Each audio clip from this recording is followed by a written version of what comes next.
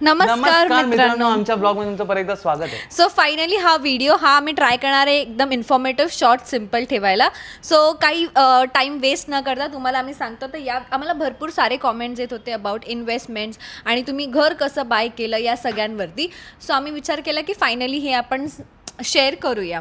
So आम्ही इन्व्हेस्टमेंटबद्दल भरपूर वेगवेगळ्या व्हिडिओजमध्ये बोललेलो आहोत. सो आम्ही त्याला शॉर्ट अँड सिम्पलच ठेवू, कारण की आम्ही असे फायनान्शियल ॲडवायझर नाही आहोत. आम्ही फक्त सांगणार आहोत की आम्हाला घर घेताना आम्ही आमचे फायनान्सेस कसे मॅनेज केले हे तुमच्यापर्यंत पोहोचवायला. सुरुवात कुठून करायची? आधी इन्व्हेस्टमेंट्स पासून. तुला करायचे? इन्व्हेस्टमेंटचं तसं इन्व्हेस्ट कुठे केलं, कसं केलं ते तर आम्ही आधी सांगितलेलं की आम्ही म्युच्युअल फंड्समध्ये इन्व्हेस्ट करतो, आम्ही गोल्डमध्ये इन्व्हेस्ट करतो. आणि म्युच्युअल फंड कुठले कुठले ते आता जसं शिवानी बोलली की बिकॉज वी आर नॉट. नाही, सुरुवात करते म्हणजे तुम्हाला एक फुल आयडिया येईल. ठीक आहे. येस. सो आजचा व्हिडिओ ना स्किप करू नका, कारण की आम्ही फटाफट सगळ्या गोष्टी कव्हर करणार आहोत जेवढ्या पॉसिबल असतील. आणि सुरळीत स्टार्ट टू एंड सगळ्या. मी जेव्हा जॉबला लागलो त्याच्या आय थिंक 5-6 मंथ्स नंतर पासूनच आम्ही इन्व्हेस्टमेंट करायला लागलेलो. म्हणजे हे this is 6 years before. 6 years ago. म्हणजे किती आम्ही कमीत म्हणजे बोलतात ना हार्डली 2-3,000 पासून स्टार्ट तेव्हा 2000 पासून स्टार्ट केलेलं की SIP आपण चालू करूया 2000ची. येस. सो आम्ही तिकडे म्युच्युअल फंड्समध्ये इन्व्हेस्ट करायला स्टार्ट केलं होतं आणि साईड बाय साईड आम्ही स्टॉकमध्ये पण इन्व्हेस्ट करत होतो. आणि कोविडच्या टाईमला तर आम्ही एकदम असं बोलतात ना फुल फ्लेजेड इन्व्हेस्टमेंट केली होती. बिकॉज आम्ही जसे जॉबला लागलो तसंच 1 yearमध्ये 6 monthsमध्येच कोविड आलं होतं. सो आमचं ट्रॅव्हलिंगचा पैसा वाचत होता, बाहेर खायचा पैसा वाचत होता आणि इन जनरल सगळाच पैसा वाचत होता. नाही आपण ऑनलाईन शॉपिंग करू शकत होतो, काही नाही. सो तो सगळा पैसा ना आमचे काही असे फ्रेंड्स होते ते आम्ही सगळे इन्व्हेस्टमेंटला घेऊन सिरियस होतो. सो तेव्हा आम्ही भरपूर इन्व्हेस्टमेंट केली, मी आणि बाकी लोक. तेव्हा आम्ही स्टॉक्समध्ये पण केले आणि लकीली तेव्हा स्टॉक्स सगळे ड्रॉप पडलेले. कोविडमुळे सगळी परिस्थिती अशी आलेली की पूर्ण मार्केट डाऊन होतं. हो. सो तेव्हा ती बोलतात ना ती आमची गोल्डन अपॉर्च्युनिटी होती. तो गोल्डन फेज ह्यासाठी होता फायनान्ससाठी की आमचं बूम खूप होणार होतं. सो तेव्हा आम्ही नाही म्हणता असे 10-10 हजार एव्हरी मंथ टाकत होतो स्टॉक्समध्ये आणि म्युच्युअल फंड्समध्ये वेगळे. आणि घरात हातात फक्त मी ना हार्डली 5-6 हजार ठेवत होतो, कारण बाहेर जायचंच नाहीये, खायचंच नाहीये, कर्फ्यू लागलाय, कुठे जाणार आहे तुम्ही. ऑर्डर मी मध्ये मध्ये स्किन केअर करत होती, पण त्याला पण फारसे असे काही एवढे पैसे जात नव्हते. सगळे पैसे इन्व्हेस्टमेंट मध्ये जात होते, नाहीतर सेव्हिंग. आणि सेव्हिंग माझं होतं की आम्ही स्टार्टिंग पासून आमचं डोकं असं होतं की सेव्हिंग जास्त नाही करायची आहे. बिकॉज आम्ही जे कोर्सेस पण करत आलोय ना त्याच्यामध्ये पण आम्ही हे शिकत आलोय की सेव्हिंग्स पेक्षा तुमचे इन्व्हेस्टमेंट स्ट्रॉंग असले पाहिजे. म्हणजे तुमचे पैसे सेव्हिंग्स बँक अकाउंट मध्ये पूर्णपणे नसले पाहिजेत, कारण ते इन्फ्लेशननी कमी होत जातात. तर तुमचे पैसे सेव्हिंग्स तुमच्याकडे असलं पाहिजे, एक इमर्जन्सी फंड, पण त्याच्याऐवजी तुमच्याकडे एक असं असलं पाहिजे की मी इन्व्हेस्ट करत चाललोय सतत. येस. सो तेव्हापासून आता नीट ऐका. सो तेव्हापासून आम्ही काय केलं होतं ना, पैसे मी स्टॉक्समध्ये टाकत होती, काही पैसे मी म्युच्युअल फंड्समध्ये टाकत होती आणि मंथला माझ्या हातात ना मी असे 8,000 वगैरे ठेवत होती. त्या 8,000मधून पण नेक्स्ट सॅलरी येईपर्यंत जर काही माझे पैसे उरत होते तर ते मी RD मध्ये टाकत होती. आणि माझ्या RD मध्ये 5,000 वगैरे मी असे आपण ना आपल्या मोबाईल ॲप आपण जे पण यूज करतो बँक्सचं, तिकडे खूप इझिली RD ओपन करू शकतो, FD ओपन करू शकतो आणि भरपूर काय काय असतं. सो मी काय करायची की RD अशी 6 monthsची ओपन ठेवायची. मग ती मी ॲज अ इन्व्हेस्टमेंट कारण की मला माहिती असायचं की पुढच्या 6 महिन्यात मला काही पैशांची गरज नाही पडणार आहे. मग मी ते 6 monthsचं असं करत करत मी असे लमसम साठवायची आणि मग उरलेल्या पैशांमध्ये मग स्वतःला काहीतरी घ्यायचं किंवा ट्रिपला जायचं, कारण ते पण इम्पॉर्टंट आहे. फक्त इम्पॉर्टंट आहे. आणि मग उरलेले पैसे परत इन्व्हेस्ट करायचे. सो असं करून सेव्हिंग्स पण माझी होत होती आणि RD पण. आणि ह्याचं काय होत होतं ना, हा RDच्या ऐवजी ही used to invest in PPF. तर PPF हा एक गव्हर्नमेंट फंड आहे जे तुम्ही पब्लिक प्रोव्हिडंट फंड म्हणून त्याला बोलतात. Public provident fund. ह्याच्यामध्ये तुम्हाला टॅक्स बेनिफिट पण मिळतो, प्लस ह्याच्यामध्ये ना तुम्ही minimum every year every year तुम्ही 1,50,000 रुपीज भरू शकता and this is for 15 years आणि मिनिमम 500. मिनिमम 500 म्हणजे it is as low as 500. जर तुमच्याकडे 500 रुपये जरी आहेत, कारण त्याचं इंटरेस्ट पण आहे ना तो टॅक्स फ्री असतो. म्हणजे आता तुम्हाला जेव्हा म्युच्युअल फंडमधनं तुम्ही पैसे काढता, तुमचं स्वतःचं कॅपिटल प्लस तुमचं रिटर्न त्याच्यावर तुम्हाला टॅक्स बसणार आहे. पण इकडे जेव्हा मी इन्व्हेस्ट केलेले असतात त्याच्यावर जेवढा रिटर्न मला मिळतो, समजा मी 100 रुपये केले आणि मला 100 रुपये अजून मिळाले, त्याच्यावर मला टॅक्स बसणार नाही आणि त्याला काही कॅप नाही आहे. इट इज टॅक्स फ्री जेवढा पण रिटर्न असेल. हो.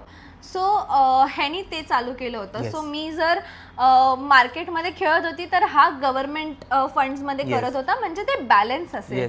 आणि आम्ही आधीपासून असा विचार करत होतो की जे काय करायचं ते असं डायव्हर्स ठेवूया, सगळं एकीकडे नको टाकायला. सो आणि एक अजून मला सांगायचंय की जेव्हा आपण बोलतो ना सगळं डायव्हर्स ठेवूया, सगळं एकीकडे नको, तेव्हा आमच्या दोघांचं आधीपासून ठरलेलं की आम्ही लग्न करणार आणि सगळं आपलं सुरळीत चालणार आहे. तर मग हिचं म्युच्युअल फंड, ही पूर्ण म्युच्युअल फंड, तर डायव्हर्ट कसं झालं की आमचं एक couple as a married couple, तेव्हा आम्ही डेट करत होतो, पण as a married couple one is fully into market आणि one is fully into safe ह्याच्यात असं होतं. आणि असं नाहीये, मी पण गव्हर्नमेंट करत होती, पण एकदम मायनर म्हणजे छोटासा थोडं. आणि ह्याचे पण मंथली SIP चालू होते. पण अग्रेसिव्हली SIPs मध्ये मी नव्हतो म्हणजे करत. महिन्याला 15,000 SIP मध्ये जातात. एक हिची सवय सांगतो, हिने SIP जरी केली असेल फॉर एक्झाम्पल 1,000 रुपीज, तर ही त्या SIP सोबत त्या मंथमध्ये जर हिला वाटलं ना कुठेतरी मी अजून टाकू शकते, तर ती एक्स्ट्रा पैसे पण टाकते. दिस इज अग्रेसिव्हली. किंवा मला असं वाटतं की आता मार्केट थोडं खाली पडलंय तर आता आपण पैसे टाकूया. टू बी ऑनेस्ट, हे माझं लुकआउट आहे की जेव्हा मार्केट खाली पडत असताना तेव्हा मी त्याला बाईंग ऑपॉर्च्युनिटी बघते. कारण की मला माहिती आहे की मी जर इन्व्हेस्ट करते, this is not for short term. मी जर इन्व्हेस्ट करते तर this is for long term, minimum 10 years. तर आम्ही दोघेही शॉर्ट टर्म इन्व्हेस्टर्स नाही आहोत, आम्ही लॉंग टर्म इन्व्हेस्टर्स आहोत. आणि हाच फरक आहे ट्रेडिंग आणि इन्व्हेस्टमेंट मध्ये. मला फरक नाही पडत की 2 दिवसांनी किंवा मार्केट किती व्हॉलेटाईल आहे. मला फरक हे पडते की मला कोणता शेअर किती कमी रेट मध्ये मिळतोय, शेअर्स कोणते बाय करायचे, हे मी या प्रोफाईल वरती म्हणजे हे मी तुम्हाला नाही शेअर करणार, बिकॉज हे टोटल पर्सनल हे असतं. बिकॉज मी तेवढी कॉन्फिडंट नाहीये तुम्हाला ऍडवाइस द्यायला, बिकॉज मी ते शिकलेली नाहीये. मी माझ्या एक्सपिरियन्सने मी ते करत आली आहे. आणि मला असं वाटतं की शेअर मार्केटमध्ये ना तुम्हाला शिकावं लागतं थोडं स्वतःहून, आणि तो एक्सपिरियन्स पाहिजे दुसऱ्याचे पैसे हँडल करण्याचा, की मला माहितीये मी हे केल्यावर काय होणार आहे. सो एक्सपिरियन्स शिवाय काहीच होणार नाही. You can start with 500. But yes, जर तुम्ही कॉर्पोरेटमध्ये वगैरे असाल तर तुमच्या ऑफिसेसमध्ये चालतं की नाही चालतं. आता मेजर ऑफिसेसमध्ये चालतं इफ यू डिक्लेअर, किंवा काय काय नाही चालत तर ते सगळं नीट बघा. But I think mutual fund सगळीकडेच चालतं, स्टॉक्स नाही चालत. आणि स्टॉक जरी असेल ना तर आम्हाला पण अशी हे होतं की तुम्ही मिनिमम 30 डेजसाठी होल्ड केलंच पाहिजे. सो ते सगळं प्रॉपर करून आम्ही करत होतो. आम्हाला एक होतं की 30 डेज पर्यंत होल्ड, आणि जेव्हा पण तुम्ही विकाल ते पण you have to intimate us first आणि देन यू कॅन सेल. आणि जस्ट असं बोलतात ना की मी ना माझे हे स्टॉक्स फिक्स असायचे, म्हणजे असं BSE झालं, NSE झालं, ह्यांच्याकडे लक्ष, किंवा आपल्याला माहिती आहे मोठी मोठी कंपनी आहे त्याच्यावरती लक्ष माझं ठेवून असायचं. म्हणजे तेच मी अग्रेसिव्हली इन्व्हेस्ट करायचे आणि हा थोडं सेफ मध्ये. मी एकदा SIP केली की मी ती SIP चालू ठेवायचो. मी एक केलेलं की आधी मी स्टार्टला ते 10% वाला टॉपअप असतं की तुम्ही सतत तुम्ही हे करू शकता, की मी वाढवले एव्हरी इयर ते 10% त्या SIP ची व्हॅल्यू वाढत जाईल. पण मी असं केलेलं की स्टार्टला ते नव्हतं चालू केलं, नंतर जाऊन मी चालू करायला लागलो, कारण मला माहिती आहे की मी एवढं फोकस करून त्याच्यावर बघणार नाही, तर ते एव्हरी मंथ वाढू दे. आणि all the mutual funds that I invested in वर असे की हे सेफच आहे. It is not full 100% risk की तू एव्हरी इयर 10% वाढवते, पण इट इज रिस्की. आम्ही ना आमचे इन्व्हेस्टमेंट असे डायव्हर्स ठेवायचो. तर लार्ज कॅप मध्ये त्याच्यात रिस्क कमी असते. त्याच्यात रिस्क कमी असते. असं नाही की कमीच आहे असं विचार करून चालू नका, बघा एकदा. रिस्क वालेच आहेत, सगळे रिस्क असतात, कंपॅरेटिव्हली त्यात कमी असतात. मग स्मॉल कॅप, मग मल्टी कॅप, मग फ्लेक्सी कॅप, आणि मग ETF म्हणजे गोल्ड मध्ये इन्व्हेस्ट होतं.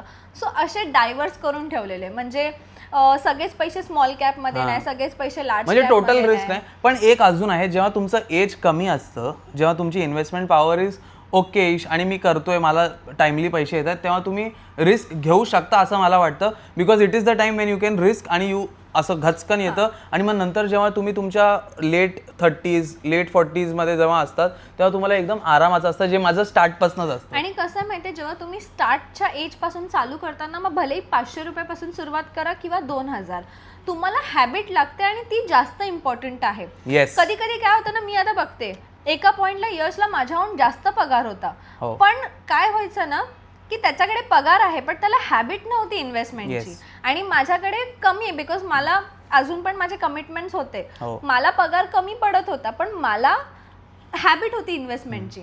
सो पैसा असणं इम्पॉर्टंट फक्त नाहीये, पैसे असून त्याला नीट मॅनेज करता येणं आणि त्याची हॅबिट असणं पण तेवढंच गरजेचं आहे. इम्पॉर्टंट आहे. सो 500 आपल्याला पासून हवं तर 500 पासून सुरुवात करा, पण करा. ती habit building is necessary, that discipline is necessary. झालं आमचं इन्व्हेस्टमेंट. आता हे सगळे इन्व्हेस्टमेंट आम्हाला कसे कामी आले हे आता तुम्हाला माहितीच आता आहे. घरावरती येऊया. सो हे इन्व्हेस्टमेंटचा पार्ट झाला, ज्याच्यामध्ये आम्ही कुठे केलं, आम्ही कसं केलं, आम्ही काय विचार करून केलं. अजून एक गोष्ट की जशी आमची सॅलरीची इन्क्रीमेंट वाढत होती, फॉर एक्झाम्पल जर माझे 10% मला इन्क्रीमेंट होत आहेत त्या इयरमध्ये, एक्झाम्पल आमच्या दोघांचे SIPचं टॉपअप 10% असायचं. हा टॉपअप पण, आणि आम्ही SIP ची व्हॅल्यू पण वाढून टाकायचो. आम्ही आम्ही विचार करायचो एव्हरी इयर ते वाढलंच पाहिजे थ्रू टॉपअप, आणि आम्ही स्वतःहून पण वाढवायचो की एखादं अजून 10,000 मला वाटतं की हा स्टॉक हा म्युच्युअल फंड चांगला करतोय तर मग ह्याचं SIP वाढवूया value. 2,000 असेल तर आता 8,000 करूया, आणि दुसऱ्याचं असं वाटतं की हा कमी असेल तर आणि त्याचं दिस top इज up कमी. थिंकिंग की मी विचार करून की बाबा हे कसं चाललंय, आणि ह्याच्यासाठीच मॉनिटरिंग आणि डिसिप्लिन इम्पॉर्टंट आहे, कारण तुम्हाला ते सतत बघायला लागेल. आणि आता हे सगळं आम्ही कुठून करायचो. सो मी सुरुवात, काही ऍप्स आहेत, मी हे ऍप्स रेकमेंड प्रमोट वगैरे नाही करत हे फक्त मी जे वापरते ते मी सांगते. सो काही आधी म्हणजे काही कंपनीजमध्ये असं असतं की हे ऍप नाही वापरायचा, हाच ऍप वापरायचा. तर मग HDFC आणि ऍक्सिस या लोकांचे पण स्टॉक्सचे HDFC सिक्युरिटीज म्हणून एक HDFC सिक्युरिटीज, तर तुम्ही ते वापरू शकतात. म्युच्युअल फंड साठी मी MF सेंट्रल एक आहे, गव्हर्नमेंट आहे, आणि ग्रो. तर ग्रो मला सगळ्यात कन्व्हिनियंट वाटतं, सो मी सध्या ते वापरते. बट आम्ही आधी वेगळे ऍप्स पण वापरलेले आहेत. आम्ही अजून युनी काहीतरी वापरायचो, अपस्टॉक्स आम्ही वापरायचो, पण त्याचे काहीतरी इश्यू झालेला नंतर डेटाचा काहीतरी इश्यू डेटा होता, ब्रीच झाला होता. मग आम्ही तिकडनं सगळे पैसे काढले आणि आमचे हे ट्रान्सफर म्हणजे तो ऍप यूज करणं. झिरोदा मध्ये नंबर 1 झालेला, पण आम्ही झिरोदा मी कधी पर्सनली यूज नाही केलं. हा मी पर्सनली कधी यूज नाही केलं. सध्या आम्ही कुठला ऍप यूज करतो, दॅट इज ग्रो. आणि त्याच्यामध्ये ना mutual fund comparison, stock comparison करायचं वगैरे ना ऑप्शन्स येतात. तर तिकडे कळतं की या स्टॉकमध्ये इन्व्हेस्ट केले की 5 वर्षात तुम्ही किती एक्सपेक्ट करू शकतात पैसे वाढणं. सो या सगळ्या गोष्टी तिकडे आहेत, सो आम्ही तो यूज करतो. आणि आता सो हे खूप इम्पॉर्टंट आहे की तुम्ही तुमचे इन्व्हेस्टमेंट थोडे वाढवत पण गेला पाहिजे. आणि असं नाही आहे की तुमच्या इन्व्हेस्टमेंटमध्ये तुम्हाला 10% यावर्षी मला 10% पण इंटरेस्ट नाही मिळाला, ठीक आहे, बट तुमचे पैसे कुठेतरी इन्व्हेस्टेड आहे. कारण नेहमी लॉंग टर्म विचार करायचा आपल्याला की मला आज याचं फळ लगेच सेकंड इयर थर्ड इयर मध्ये नाही मिळणार आहे. आम्हाला पण आम्ही आता 6 इयर्स नंतर आम्ही ते सगळं त्याचा फ्रूट. आणि जर तुम्हाला ट्रेडिंग वगैरे वरती नॉलेज हवं असेल तर ते वेगळे लोक आहेत. We are not the ones. आणि ट्रेडिंग म्हणजे कसं आहे माहितीये, आज बाय केलं आज सेल केलं, ते कधी कधी आता मला फुल त्याच्यात माहित नाहीये, तर that is trading, this is investment. So ते 2 वेगळ्या गोष्टी आहेत. सेव्हिंग वेगळं आहे, ट्रेडिंग वेगळं आहे, आणि इन्व्हेस्टमेंट वेगळं आहे. सो लिटरली असं असायचं की मंथ एंड पर्यंत माझ्या अकाउंटमध्ये ना हार्डली 1,000-2,000 असायचे पैसे, आणि इन्व्हेस्टमेंट असायचे. सो ते मला खूप आवडतं. आणि आम्ही नेहमी तेच बघायचो, आम्ही बँक बॅलन्स कधीच चेक नाही करायचो, आम्ही बघायचो की आमची इन्व्हेस्टमेंट किती आहे. ते जास्त आम्हाला इम्पॉर्टंट वाटायचं की वाढत चालले. आणि जेव्हा एक असं हेल्दी मॅरेज असतं, असं हे असतं ना, असं एक रिलेशनशिप ज्याच्यात तुम्ही कम्पीट करता on the basis of how much investment you have. आम्ही लिटरली कम्पीट करायचो की या महिन्यात मी एवढे इन्व्हेस्ट केले, या महिन्यात मी एवढे, मग एकमेकांना चिडवायचं माझी एवढे झाली आहेत, माझी इन्व्हेस्टमेंट एवढे, माझं एवढं इंटरेस्ट आहे. एवढं बरं वाटायचं ना, खूप अमेझिंग. आता पण ती फिलिंग खूप अमेझिंग आहे जेव्हा आम्ही आता पण जेव्हा बघतो ग्रो मध्ये तेव्हा.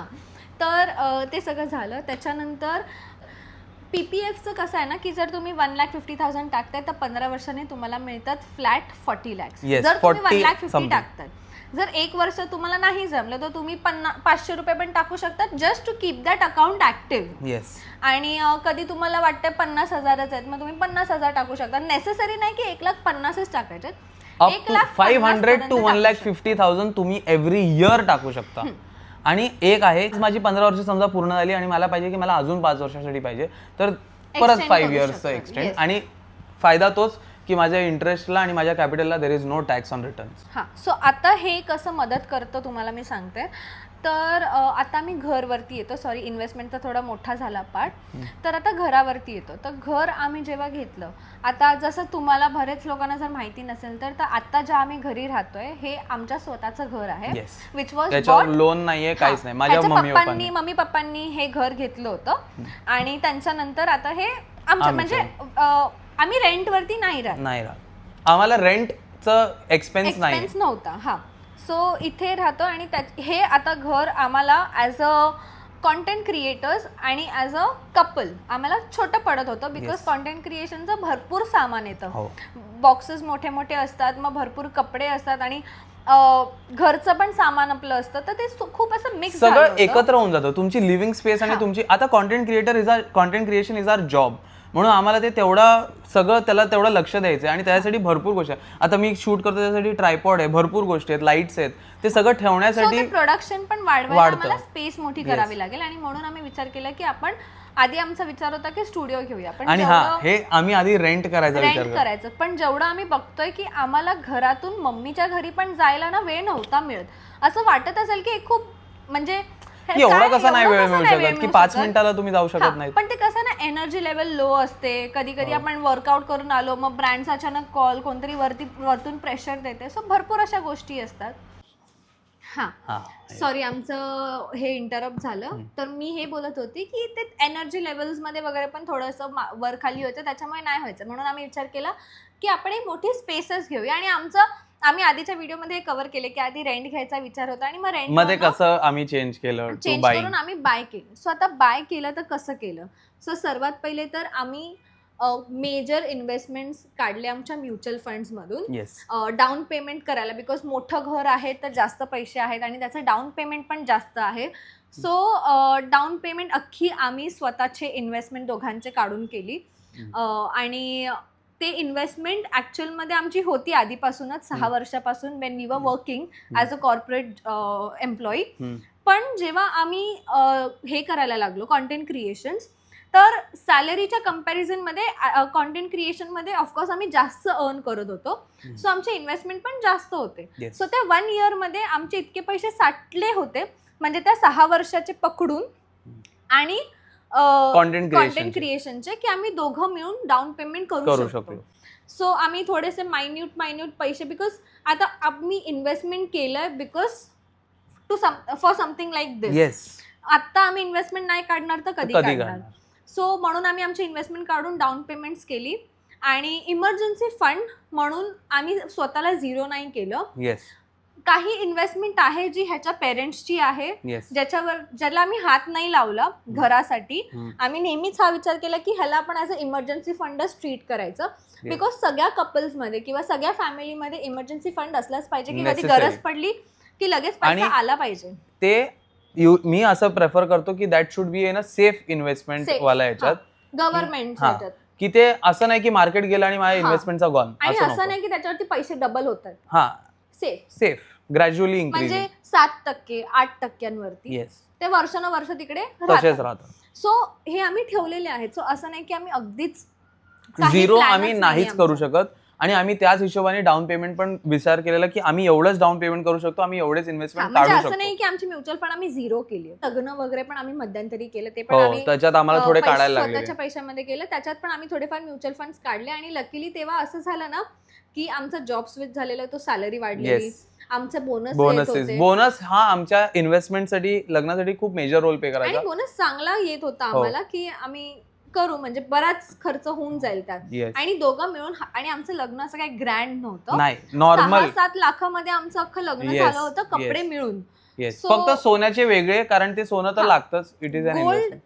मी माझ्या ऑफिस, म्हणजे जेव्हा मी लग्नाचा विचारही केला नव्हता तेव्हापासून, म्हणजे मी 2nd इयर पासूनच थोडं गोल्डमध्ये इन्व्हेस्ट करायला चालू केलेलं, की छोटूसा नेकलेस घेतला, मग कानातले घेतले, मंगळसूत्र, छोटं मंगळसूत्र पण मी खूप आधी घेऊन ठेवलं होतं. सो जसं मला बोनस वगैरे येतोय, अर्धे पैसे तिकडे, आणि तेव्हा गोल्ड रेट पण कमी होता. ते खूप स्मार्ट होती. नाही, लकी नाही, स्मार्ट होतं ते, की तिने तेवढाच विचार केला की तेव्हा हिचा हा विचार नव्हता की गोल्ड रेट कमी असेल घेऊन टाकू, तेव्हा हिचा हा विचार होता की आता आपण लग्न कधी ना कधी करणारच आहोत, तर मग एक छोटं मंगळसूत्र घेऊन टाकूया. आणि लॉजिकली तेव्हापासून आतापर्यंतच्या रेटमध्ये जमीन आसमानचा फरक असतो, तर ते घेणं इज ऑलवेज स्मार्ट. जेव्हा मी छोटं मंगळसूत्र केलं होतं तेव्हा gold rate was something around 45 पण नव्हता. पण नव्हता वाटतं, असं नव्हता. काहीतरी रेट होता जेव्हा मी घेतलं होतं. म्हणजे कोविडच्या आधी घेतलं होतं मी. तर कोविड आणि मग कोविडच्या नंतर मग ते कानपट्टी, कानातले छोटंसं नेकलेस असं छोटं छोटं करत मी एक वर्षात ते कव्हर केलं. मग लग्नामध्ये आय वॉज फ्री की मला गोल्डसाठी कारण तो मेजर खर्च असतो. फक्त त्याची अंगठी घेतली ती पण काही इतकी महाग नसते. तर ते सगळं झालं आणि ह्याला थोडासा गोल्डचा खर्च आला. बट ठीक आहे, ह्याची सॅलरी चांगली होती तर तो मॅनेज झाला. गोल्डचं मग हे असं झालं. लग्नाचं पण ते बोनस आणि आमच्या सॅलरीमध्ये सगळं झालं. त्याच्यामध्ये आम्ही इन्व्हेस्टमेंट हार्डली 1-2 लाख हलवली असेल. आणि मला थोडासा पप्पांचा होता सपोर्ट. मला पण होता नेहमीच. मग दोघांना आम्हाला असं सपोर्ट होता फायनान्शियली घरातून थोडासा, की असं नाही की तुम्हाला स्वतःहूनच सगळं करायचंय 100% नाही, पण आम्ही विचार केला की आपली सॅलरी चांगली आपण हे सगळं करू शकतो. सो घर घेताना आता आम्हाला माहितीये की आम्ही डाऊन पेमेंटसाठी दिलंय, but still our income is ongoing. आम्ही 6 वर्षाचा जो EPF साठलेला आहे तो पण आमचा आहे. त्याला अजून आम्ही हात नाही लावलाय. आणि त्याच्यानंतर अजून कसं असतं की आता मला माहितीये की 5-6 वर्षांनी यशकडनं जे PPFचे पैसे ते येणार आहे, सो ते रिइन्व्हेस्ट करू शकतो. मग काही वर्षांनी माझे PPFचे 40 लाख येणार, मग ते परत आम्ही आमच्या म्हातारपणासाठी आम्ही ठेवू शकतो. की कारण की एवढा बल्क पैशाचं काय करणार आम्ही, जास्तीत जास्त त्यातले 10-10 लाख काढू की आम्हाला रिनोव्हेट करायचंय किंवा काहीतरी करायचं असं काहीतरी करू. पण मेजर ते एक आम्ही डोक्यात ठेवलेलं आहे की हे असं आहे आणि तो फायदा आला की आज मी 7 वर्ष थांबू शकतो कारण मी आधीपासून इन्व्हेस्ट केलं. आणि ज्या दिवशी आम्ही घर घेतलं त्याच्याच नेक्स्ट वीक आम्ही टर्म प्लॅन अपग्रेड केला आमचा, की आमचं अख्खं घर कव्हर होईल. त्यात घराचं अख्खं म्हणजे लायबिलिटी कव्हर होऊन जाते तुमच्या टर्म प्लॅन मध्ये, म्हणून तुमचा टर्म प्लॅन इम्पॉर्टंट आहे जर तुम्ही लोन वगैरे घेताय तर. आणि प्युअर टर्म प्लॅन असं काही हे नाही की तुमचं लोन पर्यंत टर्म प्लॅन नाही. आणि हे सजेस्ट करेन मी, जर तुम्ही लोन घेताय, जर तुम्हाला बँक बोलते की आमच्याकडनं टर्म प्लॅन घ्या, तर मेक शुअर की तुम्ही फक्त लोन टर्म पर्यंत टर्म प्लॅन नाही घेते. Life 65-70 that is your wish, त्या टाइमापर्यंत तुम्हाला टर्म प्लॅन घ्यायचा. आणि मेडिकल इन्शुरन्स वेगळं आहे तर ते पण डिफरंट आमचं वेगळं आहे. सो बोलतात ना, या सगळ्या गोष्टींना जर आपण स्मार्टली यूज केलं ना आणि आपण त्याच्याबद्दल शिकत गेलो ना, आणि आता आम्ही कुठून शिकलोय हे सगळं युट्यूब, खरं सांगते. आणि कलिग्स सोबत कलिग्सकडनं ऐकलंय, हुशार लोक आहेत भरपूर जे तुम्हाला सांगू शकतात. तर मग असं हेल्प घेऊन किंवा बँक्सना विचारून, आणि बँकने सांगितलं की हा वाला पॉलिसी आहे, त्याच्याबद्दल तुम्ही स्वतः रिसर्च विचारा, गुगलला विचारा, सगळी इन्फॉर्मेशन मिळते. फक्त तुम्हाला तुमच्या हातात ज्या गोष्टी आहेत त्याला कसं स्मार्टली वापरता येईल हे तुम्हाला बघायला पाहिजे. आता ग्रो मध्ये तुम्हाला एवढे स्टॉक्स दिसतील, पण कशात इन्व्हेस्ट करायचे ह्याच्यासाठी पण तुम्ही युट्यूब वगैरे बघू शकता. कुठल्याही ऍपमध्ये, असं नाही ग्रो नाही, कोणत्याही ऍपमध्ये. आणि बस एवढंच आहे, अजून काय नाही. बस म्हणजे आमचं हेच आहे सांगण्याचं की इन्व्हेस्टमेंट एवढ्या वर्षापासूनची आम्हाला आता खूप हेल्प केला आम्हाला घर घेताना, कारण तोच आमचा बेस होता. आणि एक पूर्ण हे तर आता आमचं इन्व्हेस्टमेंटचं झालं की आम्ही घर कसं घेतलं, इन्व्हेस्टमेंट केलं, त्याचे कसे काढले, काय नाही काढले. एक आहे फक्त इन्व्हेस्टमेंट करताय तर मग इन्व्हेस्टमेंटची मजा पण घ्यायला शिका. ते पण इम्पॉर्टंट. इन्व्हेस्टमेंट नुसतं असं नाही की मी इन्व्हेस्ट करतोय. आता जर ही वेळ निघून गेली तर you will not be able to enjoy. आणि तेव्हा सिच्युएशन अशा होत्या ना की आम्ही आउट ऑफ इंडिया नाही जाऊ शकलो ह्याच्या मॉम डॅडच्या हेल्थ इश्यूज मध्ये. तर मी बाहेरच वन डे ट्रिप पण पॉसिबल नव्हतं. सो आणि माझं असं होतं की मी एकटी कुठे फिरणार, आणि माझ्या फ्रेंड्सचं पण असं होतं ना की काही वेगळ्या ह्याच्यात बिझी आहेत किंवा काही ना काहीतरी प्रॉब्लेम्स असतात, म्हणून आम्ही ते कधी करू नाही शकलो. आणि आत्ता हळूहळू करतोय, पण आता पण करताना अशा लगेचच स्विच झालंय. सो लगेच आम्ही पैसे अशा कुठेतरी नाही एवढे घालू शकत, बिकॉज जिकडे आम्हाला जायचं तिकडे आता समज जपानसाठी पण 7-8 लाख तर लागणार तुम्हाला हमखास. सो त्याच्या आधी आमचं घर घेणं वॉज द प्रायोरिटी. फिरतोय आम्ही इंडिया पण फिरतो, त्यात पण आम्हाला तेवढीच मजा येते, त्यात खूप बरं वाटतं. कारण इकडे मला असं खूप टाइमपासून असं होतं की मला इंटरनॅशनल ट्रिप तेव्हाच करायची जेव्हा मी इंडियातलं खूप सारं फिरून घेईन. खूप मोठा असं हे असलं पाहिजे की मी इंडिया फिरलोय, आता मला बाहेर जायचंय. पण आता ड्यू टू ऍपल आम्हाला ती अपॉर्च्युनिटी मिळाली सिंगापूरला. देव काळजी घेतो की आम्ही आउट ऑफ इंडिया सगळं करा, सगळं करून घ्या. तिथे देवाचा खूप मोठा हात आहे. आणि देवाचं सांगितलं, मी तुम्हाला आधी सांगितलेलं आहे की आम्ही सगळं करताना आधी चिट्स पाडतो, आणि हे आमचं आहे. दिस इज नॉट जस्ट की फनसाठी हे आम्ही आमचं आणि त्याचं कनेक्शन म्हणून असं समजतो की मी हे करतोय की प्लीज आम्हाला आपण सांग. आता कोकणी लोकांमध्ये कौल वगैरे देतात. येस, सो त्या टाईपच आम्ही 2 स्ट्रिप्स पाडतो, मग आम्ही उचलतो, येस आलं तर आम्ही ते करतो, खुश नाही होऊन तर जातो नाही की करत. येस की हा बरं चाललंय. हा. आणि फॉर्च्युनेटली आणि त्याच्या ह्याच्यानी की आम्हाला नेहमी जेव्हा पण असं काय करायचं असतं ना तेव्हा आम्हाला येस येत राहतं. आणि जॉब आम्ही येतो. सोडताना येस आलं, गाडी घेताना आफ्टर गाडी घेताना येस आलं, घर घेताना येस आलं. सो सगळ्या गोष्टीला म्हणजे असं, आणि खूप गोष्टी अशा आहेत ज्याला नो पण आलंय, त्या आम्ही नाही केलेल्या केलंय. आहेत. मला एक महाग घड्याळ घ्यायचं होतं, खूप महाग होतं ते. घड्याळसाठी पण आम्ही त्याच्या पण ते खूप महाग होतं. हा. तर त्यासाठी पण आम्ही विचार केला No आलं. की नो आलं तर मग नाही मी घेतलं. माझं ते हे दाबून टाकलं की नको, पैसे आहेत आपल्याकडे, आपण घेऊ शकतो, पण जर आपण ह्याच्यावर विश्वास एवढा ठेवतो तर नको घेऊया ना, काय आणि करायचं. That is just our Yes, it is, हा, पर्सनल personal चॉईस. choice. असं नाहीये की हे सगळं तुम्ही खरंच करा. असतं. नाही नाही, आम्ही मानून करतो. आम्ही मानून एव्हरीथिंग इज अबाउट तुम्ही किती बिलीव्ह करताय, बिलीव्ह करतायत त्या गोष्टीला. सो ते आहे आणि मजा येते जेव्हा येस येतं, तेव्हा ती वेगळीच खुशी मिळते आणि कसं बोलता नक्की मिळते की आता आपल्या डोक्यात विचार आला होता, आता काही डाऊट्स न ठेवता करूया. आणि ते ना आपलं मॅनिफेस्टेशन पण तेवढं स्ट्रॉंग करतो की डोक्यातलं नेगेटिव्हिटी निघून जाते. आणि अजून या सगळ्या गोष्टीमध्ये एक गोष्ट आहे की मॅनिफेस्टेशन करत राहा, स्वतःला इमॅजिन करत राहा की मी खूप काय काय केलेलं आहे, खूप मेहनत किंवा देवावरती विश्वास जर विचार करायचा त्याचा चांगला करा. आणि देवावरती जरी काही काही लोकांचं असतं की देवावरती इतका विश्वास नसतो. जर तुमचा देवावरती विश्वास नाहीये तर तुम्ही तेवढे चांगला विचार ठेवा, बिकॉज बोलतात ना आफ्टर ऑल देवाला हेच हवंय की आपण as a person, as a human चांगले आहोत.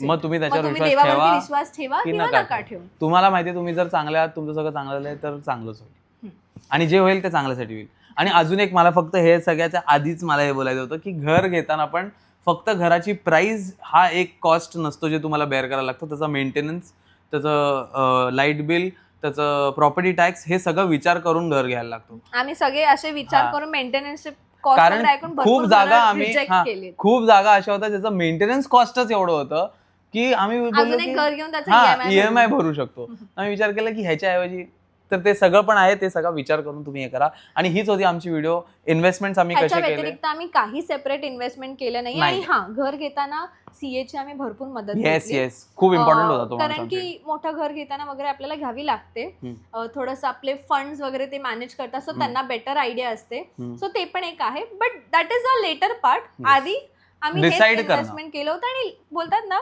की देवाच्या कृपेने सगळं ते बरोबर होत आलं. की लग्नामध्ये बोनसचा टाइम होता, मग गोल्ड लकीली मी आधीपासूनच घेऊन ठेवलं. सो ते सगळं नीट होत आलं. आणि कॉन्टेंट क्रिएशन मध्ये आम्ही आलो, त्याच्यानंतर आम्हाला कॉन्टेंट क्रिएशन साठी आणि त्याच्यामुळे हे घर घेता आलं. तर मग ते सगळं खूप चांगलं हँड इन हँड गेलंय. तर मग जर तुम्हाला पुढे बघूया अजून भरपूर. आणि घरासाठी आता घराचे पण भरपूर ब्लॉग्स येणार, कारण आम्ही घर डिझाईन कसं करतोय, काय करतोय, ह्या सगळ्याचा आम्ही एक वेगळा ब्लॉग बनवणार आहे. त्या सगळ्यासोबत पण आमचा तो ब्लॉग असाच बघा. आणि जर तुम्हाला ही व्हिडिओ आवडली असेल तर लाईक करा, सांगा. आणि तुम्ही इन्व्हेस्टमेंट करायला चालू करा जर तुम्ही आतापर्यंत केलं नसेल तर. छोट्यातली छोटी investment is also an investment. तर चालू करा. कॉमेंट करून सांगा तुम्हाला नक्की या व्हिडिओ मधला कुठला भाग खूप जास्त आवडला.